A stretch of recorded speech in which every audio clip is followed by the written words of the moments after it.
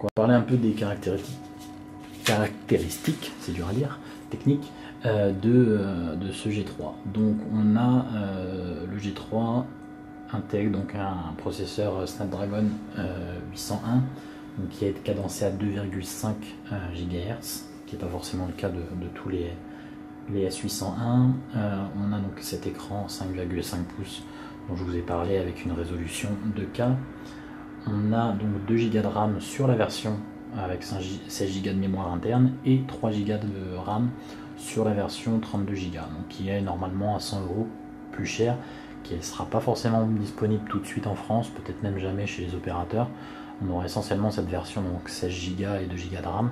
C'est un peu dommage de ne pas avoir 3 Go sur la version 16 Go, surtout que maintenant on a le port micro SD, donc beaucoup vont se tourner vers la version 16 Go et donc seront obligés d'avoir ces 2 Go de RAM. On a donc un capteur 13 millions de pixels qui est fabriqué et fourni par Sony. On a un flash double LED. On a cette petite particularité, donc un autofocus laser qui permet de faire une mise au point super rapide et super précise, comme vous pourrez le voir sur la partie photo. Et on a toujours donc les boutons qui sont situés sur la coque arrière comme le G2 avec volume bas, haut et le bouton power.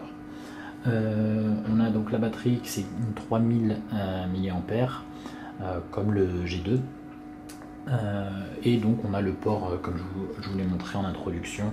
On a donc cette batterie donc de 3000 mAh et on a un port SD donc qui est situé à l'arrière sous la coque. Niveau connectivité, c'est assez classique, hein, 4G, GPS, Wi-Fi, Bluetooth, NFC, sympa, bah tiens, ça se lance tout seul. On a la radio FM, c'est plus le cas de certains smartphones comme les Samsung par exemple, qui ont plus de tuner FM intégré, il faut passer par de la radio sur internet. Je trouve ça dommage.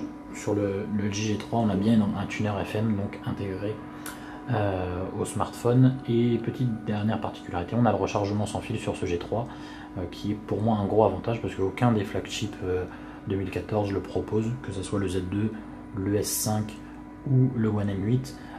Aucun n'intègre cette technologie, seul le S5 le permet avec une coque supplémentaire qui vaut 50 ou 60 € je crois, et en plus on est obligé d'avoir cette coque qui est un peu style flip cover, donc qui n'est pas forcément adéquat à l'utilisation quotidienne. Si on veut pas cette coque, on peut pas avoir le rechargement sans fil sur un S5, hormis avec un petit patch qu'on peut coller à l'arrière qui coûte une vingtaine d'euros sur eBay, mais bon, c'est toujours pas pratique, je préfère l'avoir intégré d'origine dans le smartphone.